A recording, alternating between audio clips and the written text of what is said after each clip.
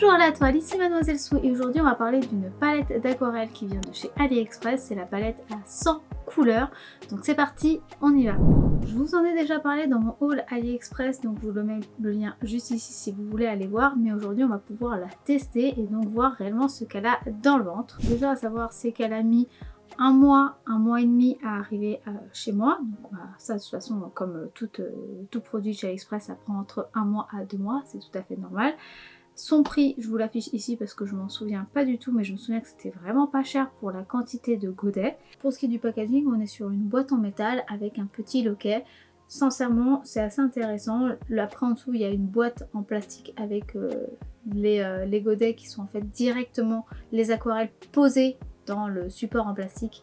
Donc ça c'est un peu embêtant parce que du coup bah, on peut pas genre en enlever un pour l'emmener ailleurs. On est toujours obligé de le garder dans cette boîte là.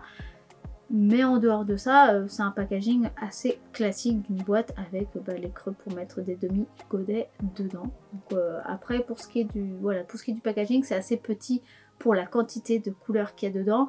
C'est assez léger, c'est assez solide parce que c'est quand même de l'aluminium pour ce qui est la boîte, ou en tout cas un acier, mais enfin, c'est un acier, après je sais pas si c'est de l'alu ou pas, mais dans tous les cas ça permet d'être quand même un minimum solide. Donc franchement au niveau de l'emballage c'est cool. Je sais que par exemple j'ai certaines palettes d'aquarelle qui sont vieilles, pour les ouvrir c'est un calvaire. Là c'est pas le cas, donc ça reste un truc cool. Et donc ensemble je vous montre comment elle est, voilà à quoi elle ressemble. On a tout ce côté là qui va être vraiment uniquement sur des mats, avec voilà, donc pas d'irisé, pas de pailleté, pas de pastel, vraiment en tout cas des couleurs plutôt standards, mais avec déjà énormément de nuances, parce qu'il y a déjà sur ce côté là donc 50 couleurs. Et il y a un poil de chien qui s'est mis là. Et il faut reconnaître qu'il y a quand même beaucoup de couleurs, autant sur les jaunes et oranges, sur les verts, sur les bleus. On a quand même pas mal de violets, on a quelques roses beige pour avoir du coup des teintes pour la peau, on a des marrons, des kakis, des gris, un noir et un blanc. Donc franchement, pour débuter, il y a déjà un bon panel de couleurs de ce côté-là. Ensuite, on a donc le deuxième côté qui lui va être avec voilà, des nuances un peu particulières. Donc, on va avoir donc 2 bandes de pastel, on va avoir une bande et demie de fluo, on va avoir pas mal de métallique. Et moi je continue à dire que là c'est que des métalliques irisés pour ce qui est ici. Ce qui est bien c'est que ici ça permet vraiment de compléter ici par rapport aux couleurs pour avoir des nuances un peu différentes, même si elles, même en étant ultra pigmentées, ne seront jamais sombres, elles seront toujours pigmentées mais pastel, puisque ce sont des teintes pastel. Cette boîte elle est composée donc de la boîte avec les godets ainsi qu'une palette plastique qui va vous servir soit à faire les mélanges, soit à séparer les 2 plaques de godets pour pas que ça se colle entre eux. Je pense que ça fait un peu office des deux. Et on a 2 feuilles, une feuille blanche et une feuille noire, un peu épaisse, un peu effet papier aquarelle, avec un côté sur le blanc où il y a les 50 premières nuances. Par contre, ils nous ont pas fait l'autre côté ou une deuxième feuille avec les autres nuances. On a une feuille noire mais pas de texte dessus ou quoi que ce soit. Donc maintenant qu'on a pu voir ensemble ce qu'elle contient et ce à quoi elle ressemble, et bien justement on va utiliser ces petites feuilles là et on va s'attaquer au swatch. On va commencer avec le premier côté qui est donc celui où avec uniquement des mats et toutes les couleurs principales. Donc c'est parti, déjà on ramène tout et je vais prendre un pinceau Raphaël pour être sûr que voilà, s'il y a quoi que ce soit c'est dû à l'aquarelle et pas du tout au pinceau. Pour ce qui est des aquarelles, j'ai essayé déjà, vous voyez, de bien suivre le modèle pour être sûr que chaque nom soit correspondant aux couleurs. Donc j'ai essayé de suivre et apparemment c'est comme ça que ça avait l'air d'être le plus cohérent par rapport au choix. Comme pour la semaine précédente, je mets d'abord une goutte d'eau sur les premiers godets que je vais réactiver et swatcher pour être sûr que voilà, j'ai pas à mettre 10 000 ans. Mais là, je vous avoue que ça a été très rapide à poser, hein, l'activation se fait super bien. Et du coup, j'essaie dans les swatchs de faire déjà un petit dégradé pour découvrir un petit peu la texture et voir aussi comment réagissent les couleurs en étant moins opaques. Donc il y a pas mal de nuances, sincèrement je m'attendais pas à autant de différences, vraiment il y a plus de violet que ce que je croyais, il y a du beige et tout, les couleurs réagissent bien et elles sont très jolies, franchement les couleurs sont magnifiques, plus je les vois, plus je les trouve belles quoi, c'est vraiment cool. Voilà ce que ça donne. sincèrement, on a un super panel de couleurs. Je vous avoue qu'il y avait des fois avec les jaunes et les oranges, j'avais un peu peur qu'elles se ressemblent quand même beaucoup. Et finalement, alors, elles se ressemblent, mais elles ont toutes une nuance différente. Après, je reconnais que ici, ça reste quand même très proche. Mais voilà, celui-là est vraiment bien différent de celui-là est différent de celui-là. Donc je pense qu'il y aurait pu en enlever un entre là le vermillon et l'orange red. Mais en dehors de ça, je pense que tout a bien sa place. On a des belles nuances. Ici, il est beaucoup plus jaune en fait. Du coup, il permet d'être beaucoup plus vibrant. Il est moins opaque. Mais du coup, ça permettra de faire des belles nuances. Même s'il a l'air proche de celui-là, finalement, il peut être très intéressant aussi, même si là, c'est proche. Et en fait, c'est à peu près pareil pour chacun. C'est-à-dire ceux qui ressemblent pas mal à l'autre, en fait, va être moins opaque et donc ça servira plus à faire une sorte de nuance, une sorte de lavis pour amener une teinte un peu différente, des reflets, des lumières, ce genre de choses. Après, par contre, rien que pour faire un petit dégradé sur des petites surfaces, c'était déjà pas toujours évident selon les teintes, pas toutes, mais il y en avait que c'était pas toujours évident. Il y a eu pas mal voilà, d'inconsistances. En fait, c'était des fois un petit peu pâteux et ça avait du mal à bien se lisser et ça se réactivait des fois un peu trop vite à mon goût pour mettre pour faire le dégradé, et du coup c'était pas toujours évident d'avoir quelque chose de bien fondu. Mais en dehors de ça, franchement rien à dire. Les aquarelles, les godets s'activent beaucoup plus vite par exemple que cette palette là que j'avais testée dernièrement sur ma chaîne. Je vous remets un lien juste au dessus pour que vous puissiez aller voir si vous ne l'avez pas vu. Mais voilà, celle-ci j'avais eu beaucoup de mal à activer les couleurs. C'était très long, ça marchait mais c'était long. C'est vrai qu'avec celle-ci, ça va beaucoup plus vite. Donc ça, par contre, c'est du coup beaucoup plus agréable à manipuler. Et maintenant, on va passer à l'autre côté. Donc le côté avec tout ce qui est pastel, fluo, métallique, irisé. Et pour celle-là, je vais faire du coup deux swatchs. Je vais faire un swatch sur le papier noir, puisqu'ils nous ont passé le papier noir. Et vu qu'on a du pastel, du fluo, des métalliques, le pastel et les métalliques généralement marchent beaucoup mieux sur du noir que sur du blanc. Donc on va tester sur le noir comme ils nous ont donné, mais je vais aussi faire derrière cette feuille la même chose avec les mêmes couleurs pour justement voir ce que ça rend quand même sur du blanc.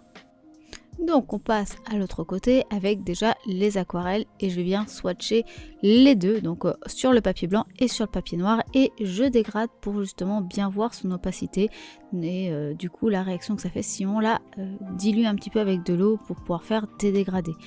Et je vous avoue que là déjà pour mettre l'opacité, faut y aller, faut y aller à un gros morceau de gouttes bien chargé pour que ça se voit.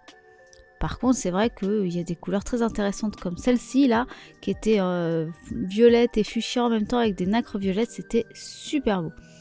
Les néons, ils brillent de fou, c'est juste super comment ça, c'est vibrant. Par contre, c'est vraiment pas facile à travailler. J'ai vraiment eu du mal déjà à avoir quelque chose d'aussi opaque. Mais bon, voilà, donc ça se travaille, mais c'est pas, je suis pas aussi emballée que sur le premier côté. Mon avis par rapport à ces swatchs là, eh bien je trouve sincèrement que c'est pas si ouf que ça. C'est-à-dire les pastels sont vraiment pastels et ils sont quand même assez opaques. On peut pas leur demander la lune parce que déjà les pastels opaques c'est très compliqué, encore plus en aquarelle et encore plus avec ce prix là. Donc pour le prix, franchement ça va. Sincèrement du coup moi je trouve pas leur utilité sur du noir, parce que pour pouvoir avoir le côté très intense qu'il y a en haut du dégradé, j'ai vraiment dû mettre des grosses gouttes pleines et quasiment plus y toucher. Donc c'est bien, mais ça va être si vous faites des aplats, et dans ces cas là je trouve que c'est pas très utile. Autant utiliser directement de la gouache ou de prendre de l'aquarelle en pot et pas du tout en godet. Ce sera bien plus simple et puis du coup ça veut dire passer sur des couleurs beaucoup plus chères, et donc du coup en vrai vous pouvez reprendre des godets qui seront de meilleure qualité.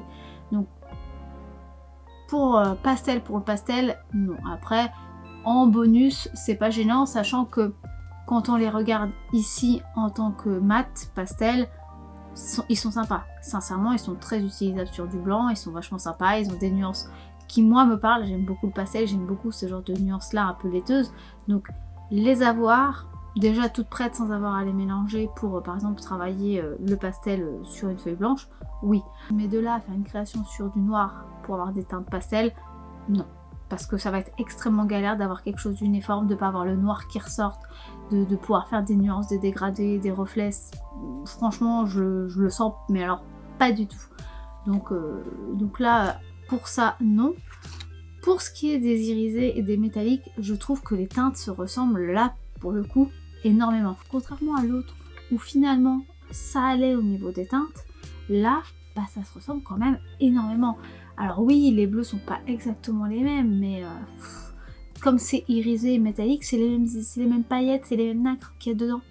Donc en fait, bah, dès qu'on incline, en fait, les deux se ressemblent. Donc on incline comme ça et tout est blanc, tout est un peu grisé, et c'est un peu dommage. Alors je parle pas des métalliques purs qui est ici, comme le doré, le cuivré, même le kaki, ça va encore, et le beige qui est là aussi. Donc les premières teintes ici, ça va, là, les 2 premiers étages.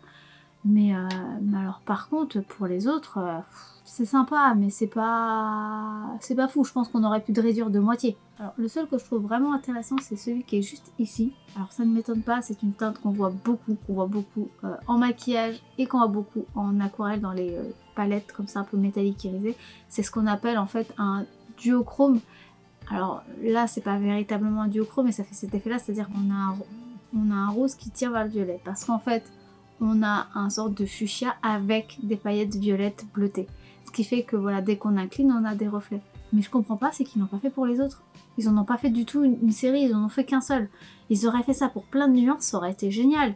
Mais là, bah, en fait, c'est le seul, et après c'est des paillettes qui sont, enfin, pas des paillettes, c'est des sortes de nacres, mais bah, soit c'est la même teinte que la couleur, soit c'est une teinte un peu grisée ou assez claire, mais du coup on a toujours cet effet un peu de reflet blanc ou très clair, et ouais, c'est pas... ça reste pas fou. Mais c'est utilisable. Par contre c'est pas très opaque, hein. Encore une fois, pour avoir cette opacité là, j'ai forcé. J'ai vraiment forcé. Là, mon avis, il est en demi-teinte, c'est-à-dire que toute la partie classique de Godet sont vraiment intéressants, il y a vraiment des belles nuances, ils s'activent quand même assez bien, il y a vraiment un large panel, donc comme ça à première vue, même si ça n'a pas l'air d'être l'aquarelle qui va être la plus facile à manier, encore une fois, mais c'est comme tout, plus on va dans le moins cher, forcément bah, la qualité sera moins bonne, et donc du coup bah, ils ont dû réduire quelque chose. Là clairement c'est pas le pigment, c'est le liant, donc forcément bah, les réactions avec l'eau, avec le pinceau vont réagir un peu de façon particulière, un peu bizarre, c'est normal. Ça, si vous réduisez le prix quelque part, il faut bien que ça se réduise quelque part en fait, pas que dans la finance mais aussi dans le produit fini. C'est normal. Par contre, la partie métallique, en fait, je pense que moi, ce qui me dérange surtout, c'est le choix des couleurs, en fait. Parce que même sur la partie blanche, et donc du coup, si on veut se dire, bah c'est pas grave, ça amène quelques nacres et tant pis, mais même les nuances de bleu, du coup, se ressemblent encore plus que de l'autre côté, en fait. Et il n'y a pas de bleu sombre, il n'y a pas de bleu profond. Vous voyez, là, quand même, sur les bleus, il y a plein de nuances. Là, les bleus, ils sont quasiment identiques, quoi. Au contraire, ils auraient dû par exemple prendre un bleu comme ça, et puis peut-être un violet comme ça, ou un bleu vert comme ça. Enfin, voilà, enfin, il y avait matière à faire, et ils l'ont pas fait. Et du coup, en fait, avant même une question de qualité de produit, je trouve que le choix des couleurs est pas bon. Déjà. Pour ce qui est du fluo, sincèrement, sur le noir, je trouve que ça marche pas très bien. C'est très compliqué, c'est comme le pastel mais en pire pour avoir quelque chose d'opaque et donc de vibrant. Par contre sur le blanc, ça rend super bien. Donc voilà, je trouve par exemple que les 3 premiers étages en haut là, donc je sais pas si j'arriverai à vous les montrer parce qu'avec les lumières c'est jamais très évident, mais on a des couleurs pastel qui sont super intéressantes si on le fait sur le blanc, et des couleurs fluo super cool aussi. Donc pour le blanc, oui c'est très intéressant. Pour le noir, non, je trouve que ces nuances-là, les 3 premières cases sont vraiment pas intéressantes pour le papier noir. Le reste, oui, c'est plus intéressant sur le papier noir parce qu'il y a beaucoup plus de reflets que sur le papier blanc. Mais encore une fois, bah, je trouve que les nuances, elles sont ratées, quoi. Elles sont pas intéressantes. Alors il y en a des intéressantes, je veux dire, il y en a quelques-unes. Je veux dire, il y a toutes ces nuances-là qui sont intéressantes. Il y a le rose qui est intéressant, le rose violacé que je vous disais qui est à côté du rose fluo qui est très intéressant aussi. On a ce petit vert là et ce bleu là aussi, peut-être cette nuance là et celle-là aussi, mais c'est assez terne en fait, c'est très terne, et on voit pas tant que ça les paillettes. Le fait de craquer pour cette palette, c'est surtout sa quantité, Et bah là, c'est comme je vous le disais en demi-teinte. Ça n'a rien à voir, mais c'est parce que j'y pense. Quand on parle avec les brutes funéraires au niveau des crayons de couleur, leur point fort, c'est de dire on a 500 couleurs, yeah, voilà, et on pose ça sur la table. Mais quand on voit les couleurs, bah, elles sont super intéressantes. Il y a de très beaux gris, il y a des teintes un peu froides, il y a des teintes un peu chaudes, il y a des teintes pastel, il y a des teintes profondes. Vous voyez, même si on pourra dire ce qu'on veut sur la qualité par rapport à d'autres, au moins il y a un large choix de nuances. Là, c'est un peu le but, puisqu'il nous dit on a 100 couleurs. On se dit, waouh, 100 couleurs. Généralement, quand on achète une palette d'aquarelle, on en a 10 à 15 grand max. Donc 100, c'est énorme. Et bah, je vous avoue que moi, je reste sur ma faim. Allez, on va dire qu'on a 80-85 nuances intéressantes. Pas 100. Vous voyez? Alors, c'est pas énorme, on est d'accord, c'est déjà beaucoup de positif par rapport à tout ça. Mais disons que c'est vraiment ça qui est important pour eux, parce qu'on sait que la qualité va pas être forcément la meilleure. Alors du coup, si même leur point fort, il est déjà un peu aménisé, c'est un petit peu embêtant. Donc bon, on va tester ensemble déjà de faire un aplat, un dégradé, un mélange de couleurs et une superposition de couleurs pour voir un petit peu déjà les réactions que ça fait entre elles et voir déjà ses capacités.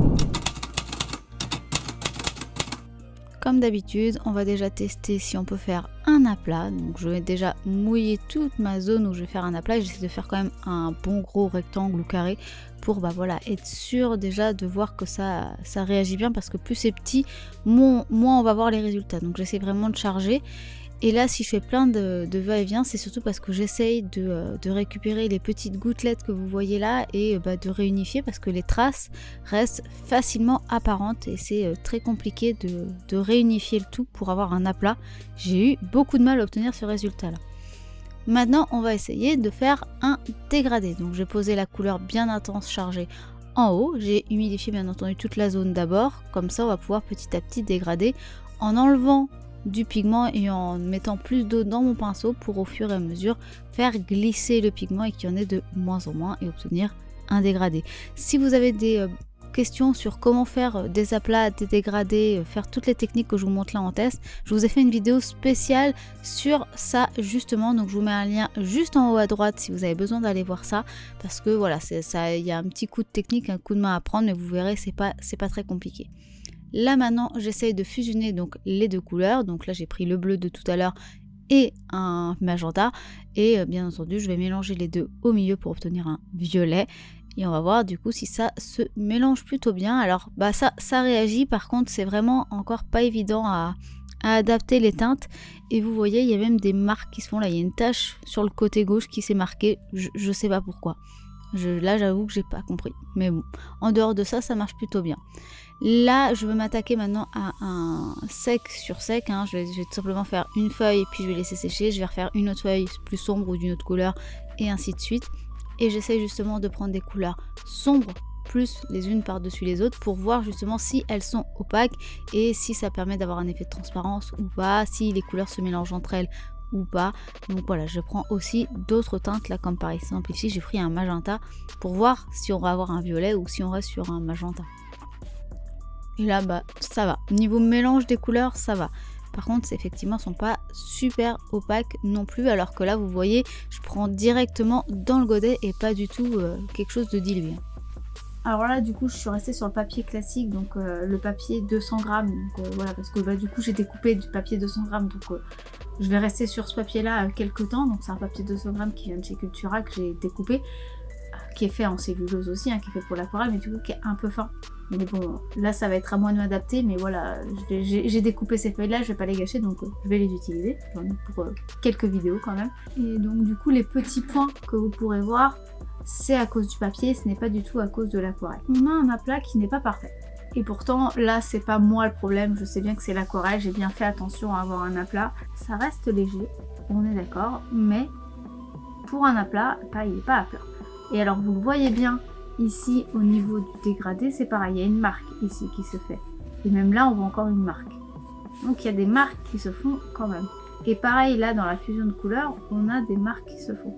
C'est pas très grave, on est bien d'accord, faut bien que je vous le rappelle, c'est que j'ai quand même un petit peu plus, enfin j'ai quand même un petit peu déjà d'expérience sur travailler les matières. Donc si vous êtes débutant, parce que si vous n'êtes pas débutant, vous vous en sortirez aussi bien que moi, mais si vous êtes débutant et que vous ne connaissez pas encore beaucoup l'aquarelle, que vous ne savez pas très bien la manipuler, pour vous, vous n'aurez même pas ce résultat-là, vous aurez quelque chose de beaucoup plus difficile à manier. Donc il faut bien vous rappeler, c'est que j'arrive à avoir ce genre de résultat parce qu'il y a déjà l'expérience de comment travailler la matière. Donc c'est pour ça aussi qu'à chaque fois je vous dis ah c'est pas foufou, même s'il y a un peu de mieux, je vous fais toujours un petit attention parce que faut pas oublier, c'est que moi j'ai quand même l'expérience qui parle. Si vous n'avez pas d'expérience, ce sera beaucoup plus difficile. Et là du coup ce sera pas vous le problème, mais bien la palette qui pose problème à la base. Sachez, c'est pas vous le problème là, c'est la palette qui sera difficile. La superposition se fait, il n'y a pas de souci, vous aurez quand même un petit peu de transparence.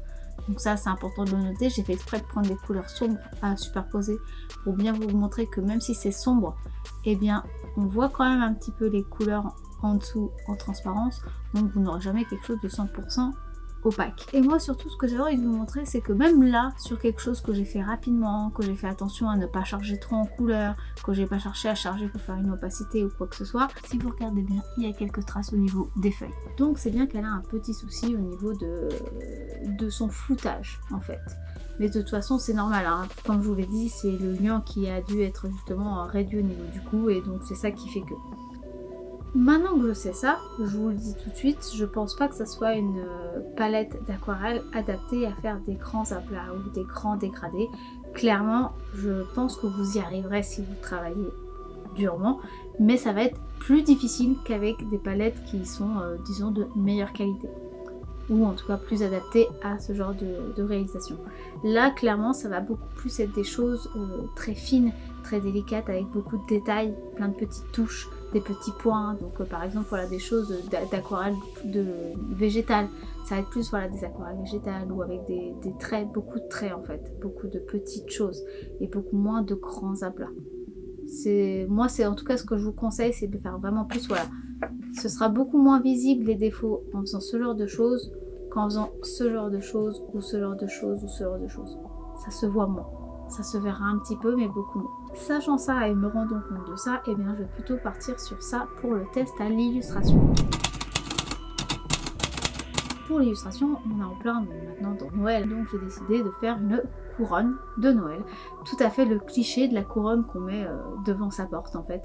Je trouve que ce genre d'illustration, ça rend parfaitement cette saison. C'est un super modèle pour faire des cartes de vœux aussi. Vous faites une couronne et vous écrivez Joyeux Noël à l'intérieur, ou vous mettez le nom de la personne et vous donnez ça en cadeau, ou vous en servez comme carte postale et vous l'envoyez, c'est juste génial. Donc déjà, on va commencer par le crayonné. Alors là, il est déjà bien avancé. J'ai placé déjà un rond et j'ai mis plein d'éléments tout autour, donc un petit peu au-dessus du rond et un petit peu en dessous du rond pour pouvoir faire une couronne. J'ai fait des branches de sapin en faisant un trait et des traits qui vont dans les sens opposés, donc à droite et à gauche, qui fait en fait plein de V qui sont alignés sur le premier trait. J'ai fait des branches de houx, j'ai fait des petits ronds pour les baies de houx, j'ai rajouté des tiges là que je suis en train de rajouter qui sont plus comme des grands brins d'herbe, ou ça peut être aussi des branches de bambou. Maintenant qu'on a fait le dessin en général, je vais prendre une gomme mie-de-pain, ce qui va me permettre d'enlever le surplus de carbone qui risquerait de mélanger avec les aquarelles et de griser le tout, ou d'être un petit peu visible par transparence. Donc pour ça, voilà, je vais frotter ou je vais tapoter un petit peu pour enlever vraiment le surplus de carbone. Vous voyez là, les plus totalement bleus, il y a du gris qui est apparu. C'est le carbone. Et donc c'est pour ça que généralement vous voyez très très peu mon crayonné, parce que ça c'est fait pour en fait, c'est fait pour qu'à la fin on le voie plus du tout.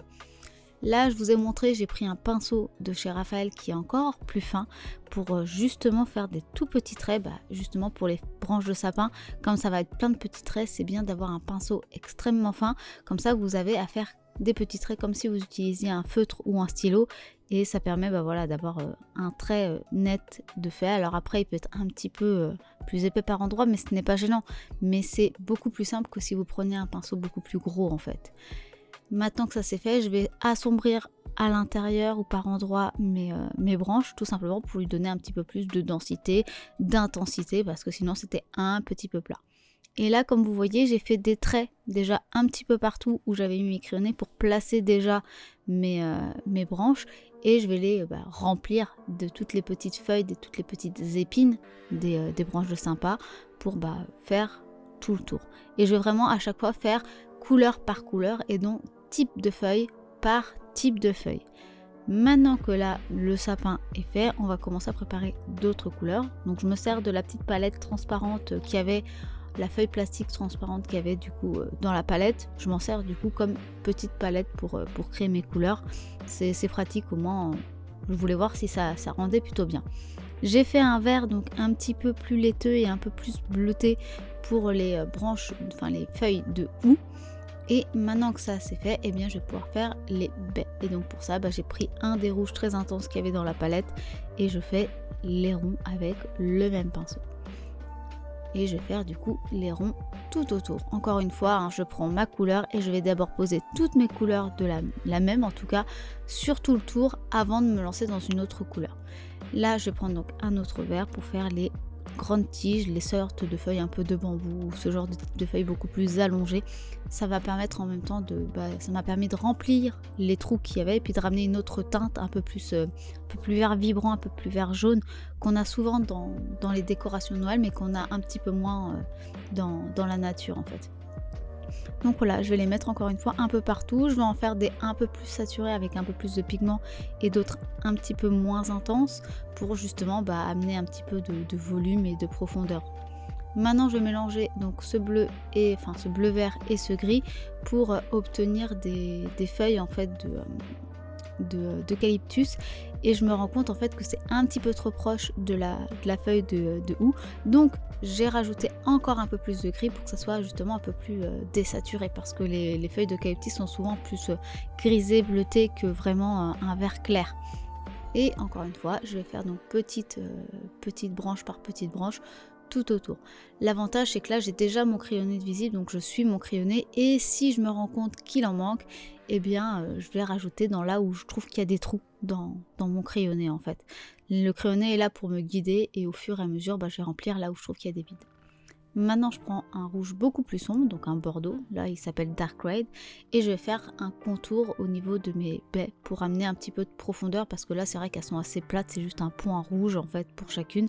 Je vais essayer de faire des contours plutôt au niveau de l'intérieur, parce que c'est là où c'est un peu plus sombre, puisque c'est là où c'est collé, et je vais les faire un peu partout.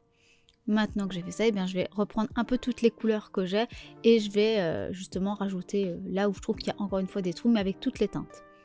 Comme ça c'est fait, maintenant je vais m'attaquer à rajouter des ombres. J'ai donc pris un mélange de gris et de bleu et je vais faire un petit peu d'ombre au niveau de mon eucalyptus qui était vraiment un petit peu trop en aplat. Donc je vais remplir l'intérieur, la partie vraiment collée à la tige de mes feuilles, parce que c'est souvent là où justement elles sont un peu collées et un peu pliées au niveau de la tige. Donc c'est là où je mets mes ombres.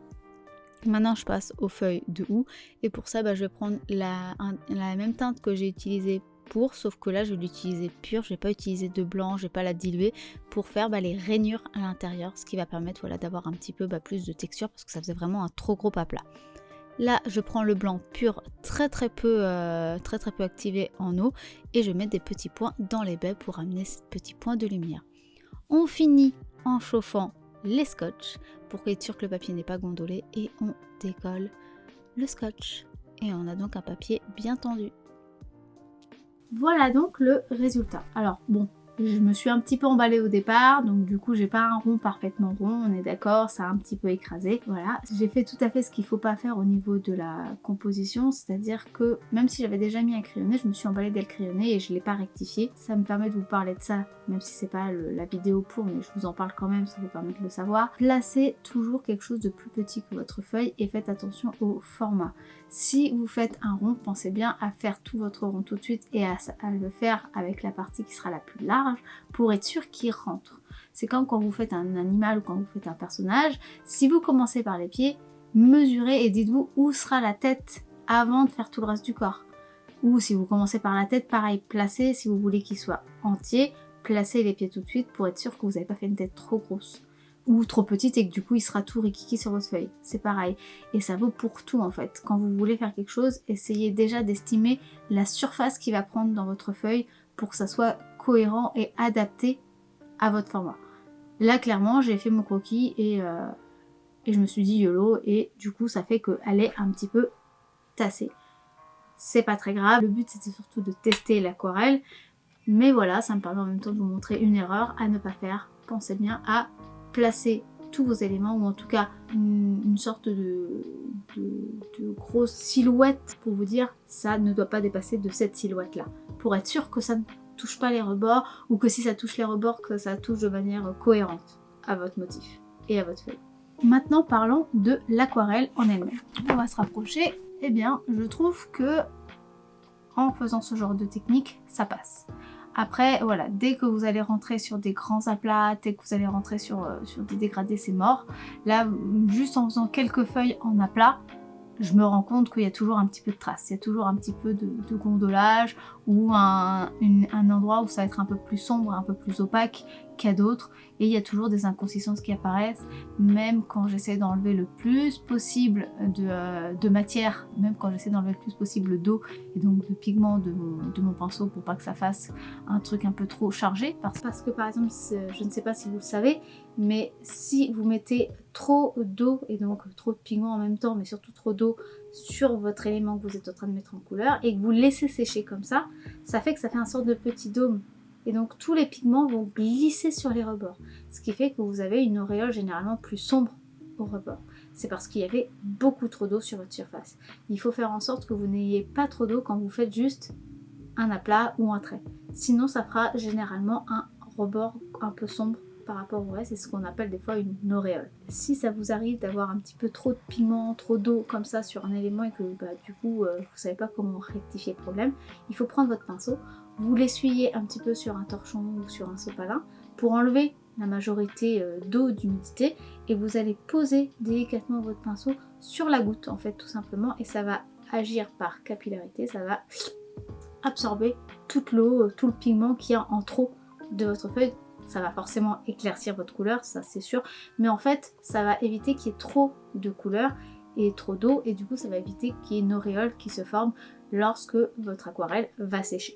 Et bien là, même en faisant ça, ça m'est arrivé d'en avoir un petit peu. Alors pas beaucoup parce que je fais très attention, parce que j'ai justement essayé de faire attention, mais par exemple sur, alors attendez, je l'ai vu il y a 2 secondes, voilà, mais par exemple sur celle-ci, voilà, par exemple juste sur celle-ci là, eh bien il y en a.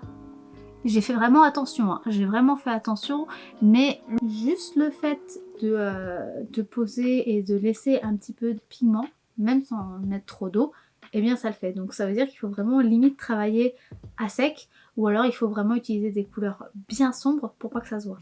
Dès qu'on va retourner sur des couleurs un peu claires, un petit peu grisées, un petit peu laiteuses, ça va se voir automatiquement. Donc dès qu'on repart voilà, sur du vert jaune, ou sur celui-là par exemple pour les feuilles de houx, pour les feuilles bleu clair, hein, là, enfin vert bleuté clair, pour celle-ci, effectivement c'est pareil, c'est revenu un petit peu. Sur les feuilles d'eucalyptus aussi un petit peu, même si c'est déjà un peu plus sombre, donc c'était un peu moins visible, mais ça apparaît.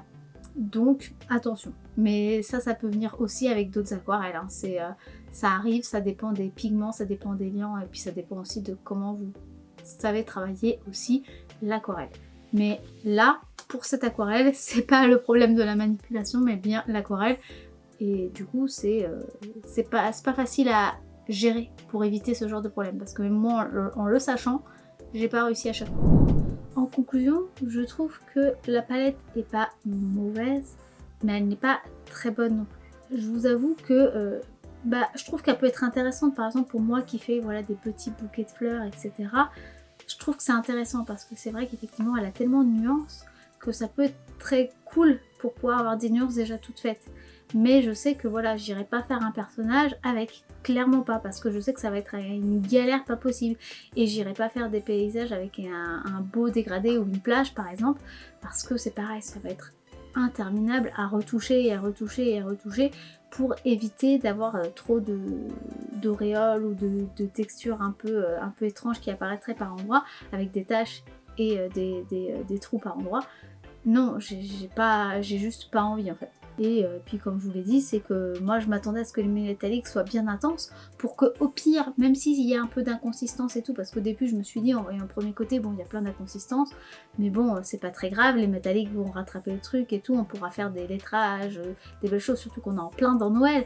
Donc moi je me suis dit c'est cool, on pourra faire des beaux trucs dorés, irisés, mettre des boules colorées de toutes les sortes. Bah non.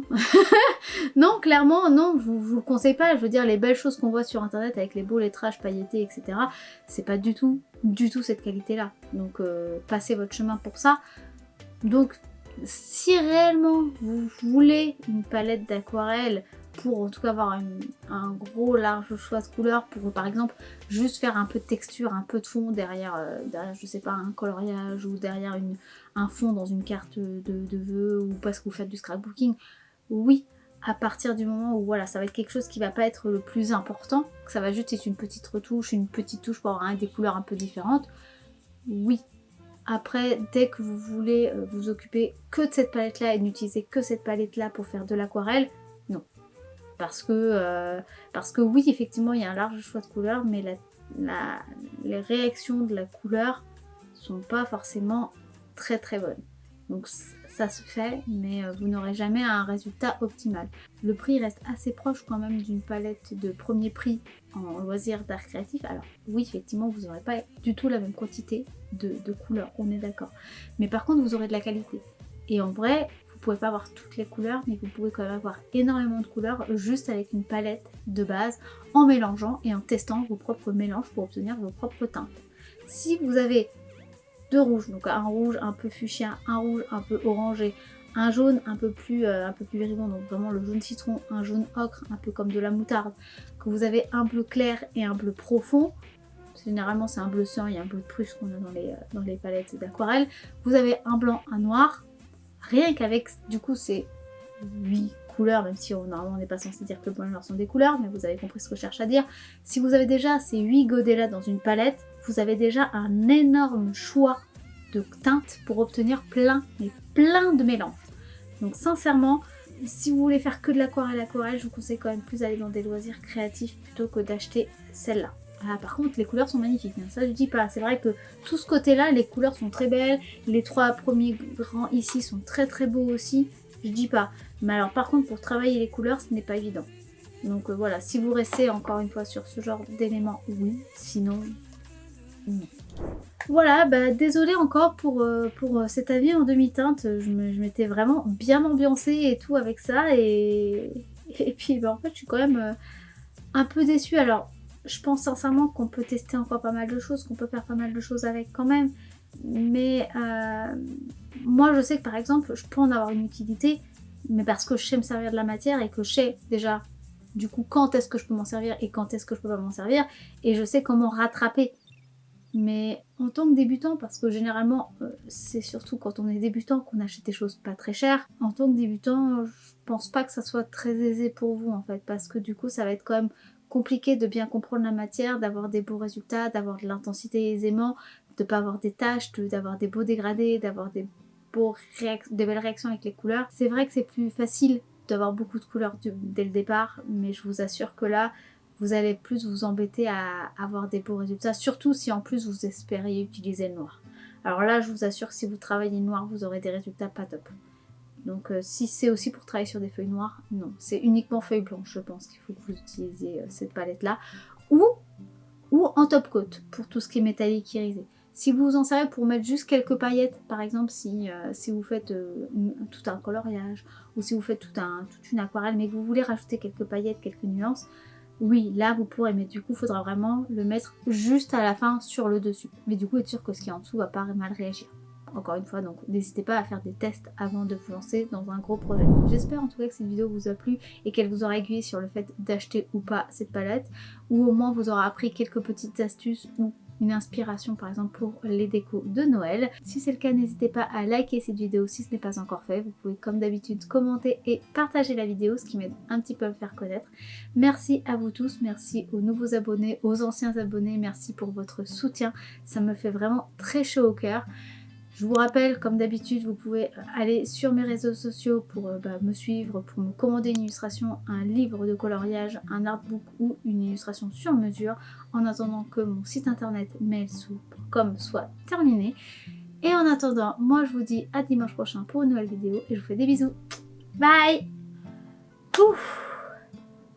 La maladie, ça m'a vraiment mis en retard. Mais bon, ça va, on a réussi à faire ça. Alors, ça n'a rien à voir, mais je voulais vous le dire. J'ai reçu mon petit pins avec les nuanciers de couleurs. Et du coup, j'ai pas pu choisir le choix de couleur devant si c'était blanc ou noir. Et du coup, je trouvais ça cool qu'il soit en blanc. Mais du coup, je voulais pouvoir le porter en vidéo, mais je peux pas. Parce que comme c'est blanc, ça reflète tellement la lumière. Voilà, vous voyez pas grand chose en fait. Sachant qu'en plus, je travaille un petit peu la colorimétrie parce que je suis dans les combes. Donc, je travaille toujours un petit peu la colorimétrie, un peu plus de lumière pour que ce soit un peu plus vibrant. Sinon, c'est assez terne. Mais du coup, ça fait cramer toujours un petit peu les blancs. J'ai pas encore tout le matériel adéquat pour pas que les blancs crament. Ce qui fait que d'ailleurs, souvent, ça vous arrive de pas forcément voir beaucoup mes crayonnés, puisque j'enlève tout le carbone. Donc déjà, moi, je vois à peine mon crayonné. Donc forcément, moi qui retravaille un petit peu la colorimétrie et la lumière, vous voyez pas grand chose. C'est pour ça d'ailleurs que généralement, je vous fais pas de tuto dessin dans les vidéos tests, parce que je sais que vous voyez pas grand chose en fait. Et que ça dépend aussi de votre écran, puisque des fois votre écran peut être plus lumineux et des fois plus sombre, et du coup vous voyez plus ou moins bien selon le calibrage colorimétrique de votre écran. Bref, tout ça pour dire que du coup, je vais pas mettre ça là, sinon j'ai un gros rond blanc, mais vous voyez quasiment rien. Je suis un peu déçue. Alors en soi, je suis contente parce que je vais le garder et je vais m'en servir, mais juste, du coup, je peux pas m'en servir en vidéo, et ça c'est un peu dommage. Mais par contre, voilà, c'est quali, hein. La qualité est là et il est très très très très beau. Franchement, il est vraiment sympa. Il m'a coûté 4 €, hein, donc ça va, ça n'a pas coûté non plus 12 balles, ça va. Je l'aurais pas acheté à 12 balles, déjà 4 € c'était déjà ma limite, hein. Je trouve que c'est déjà suffisamment cher. Mais bon, la qualité vaut son prix, je trouve, au niveau du poids. Et c'est pas trouvable ailleurs. C'était juste pour vous donner un petit retour, parce que du coup je voulais vous le montrer, mais je vais pas le mettre du coup. Voilà. En tout cas pas en vidéo. Voilà. Bon allez.